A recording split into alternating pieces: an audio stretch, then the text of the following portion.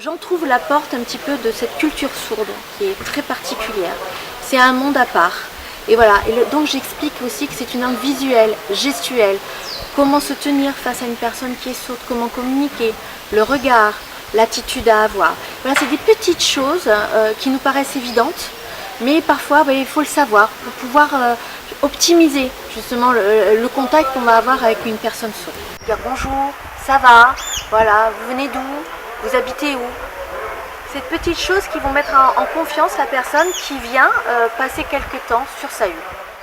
Si au jour d'aujourd'hui je me retrouve à Saül pour le projet Saül l'Amazonie pour tous avec notamment le PAG, c'est tout d'abord parce que le milieu du handicap et de l'environnement me tiennent à cœur et que je trouve qu'il y a beaucoup à faire. Je me suis toujours dit qu'il fallait faire un projet avec le public concerné.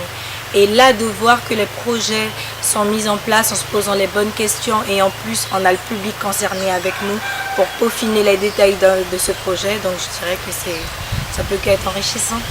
Les sourds, c'est les yeux, il faut être plus ouvert pour voir tout l'espace. Donc, c'est comme pour toute langue, quand on va créer un mot, s'il est utilisé par toute la communauté, après on l'adopte. On est dans l'accessibilité. C'est pas effacer le handicap parce que le handicap il est là. Mais moi, voilà, je suis entendante. On me donne voilà, une base de communication pour que je puisse communiquer avec ces personnes qui sont sourdes.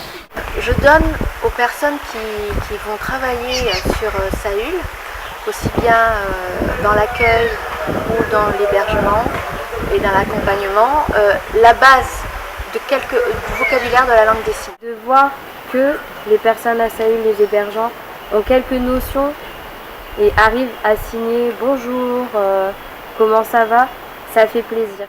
J'ai appris différentes façons de communiquer avec les personnes en situation de handicap, tandis que moi-même je suis une personne malvoyante.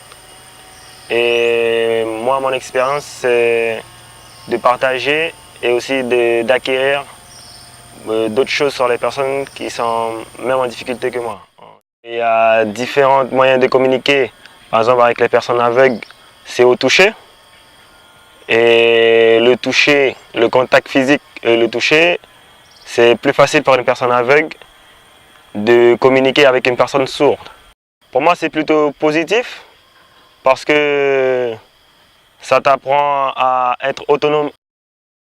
Donc, si les personnes ont retenu le fait que chaque personne qui vient ou chaque personne dont je dois m'occuper a des besoins qui sont propres à elle, ou à son environnement, ou à sa famille, et que c'est à partir de là que je construis une prestation derrière, que je construis un accueil.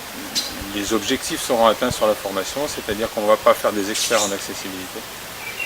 On va leur donner des clés pour mettre en place des choses qui vont être adaptées, qui vont satisfaire des besoins particuliers. Ça veut dire de s'adapter, d'accueillir des déficients auditifs en parlant la langue des signes française, en parlant des rudiments.